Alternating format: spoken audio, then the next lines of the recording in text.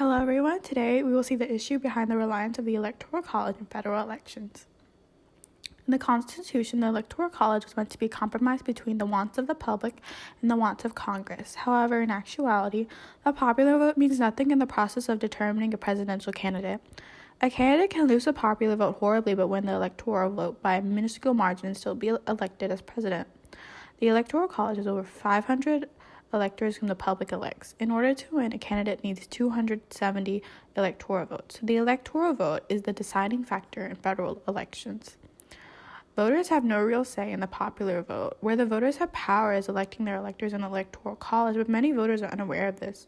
The electors will vote in the Electoral College for the candidate they are pushing for. There is no rule that states electors are to vote in favor of their state, but some states do require it. Many states allow for the majority vote to have all the electoral votes of the state, which does not accurately represent the feelings of everyone in the state. Due to the reliance of the Electoral College, America has an extremely low voter participation. According to Forbes, the U.S.'s voter turnout is of the smallest amount when compared to other developed countries. Belgium ranked the highest with 87.2% in the 2014 election, while America ranked second to last with 55.7%. This number is startling and needs to be fixed. America is a representative democracy, but if the feelings of the majority are not represented, then the representative democracy is in shambles. There's also the issue of winner takes all in the Electoral College. The candidate with the most amount of electoral votes in a state will gain all electoral votes in said state. This causes for many voters who support smaller parties to not vote because they feel their vote doesn't matter. A new method that can solve the issues of the Electoral College is a proportional allocation of the electoral votes. With the proportional allocation of electoral vote system, electoral votes would be divided based on the percentage of the popular votes the candidate received.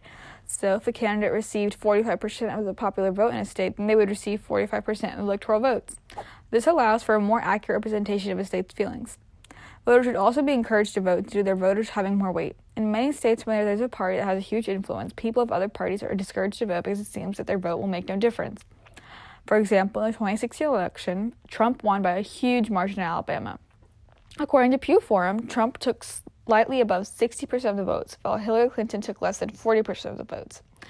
Alabama is overwhelmingly Republican, and the emphasis of the Republican Party in Alabama discourages those affiliated with the Democratic Party to vote.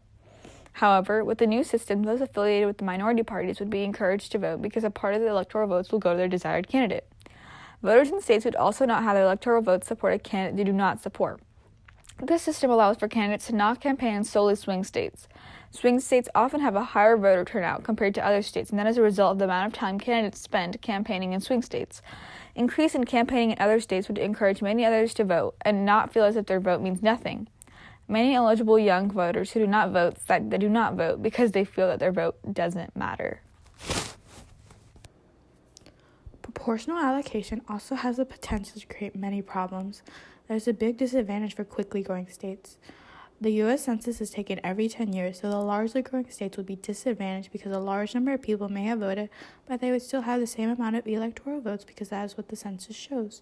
The government wants more voter turnout. The states with high voter turnout are punished because their votes do not count as much as due to the way of the Electoral College.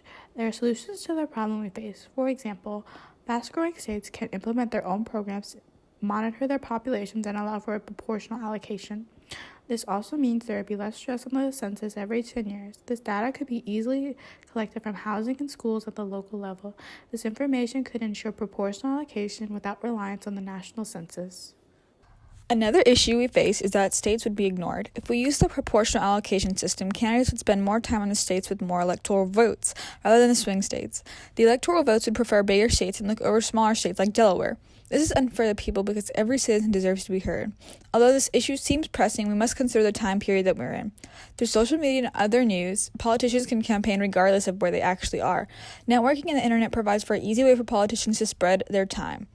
Lastly, there is talk of eliminating the electoral vote in general and replacing it with just a plurality rule. Though it is still up for air, it would prevent any state from getting an unfair advantage during elections. In conclusion, proportional allocation of electoral votes is a viable solution to the issues of the reliance on the Electoral College. Proportional allocation will increase voter turnout and accurately represent the feelings of those in the nation. The The Electoral College right now does not accurately represent the feelings of those in the nation and decreases voter turnout. While there are issues that can come up with proportional allocation, the issues can ultimately be avoided and fixed. Proportional allocation of votes is ultimately a better solution to the Electoral College system.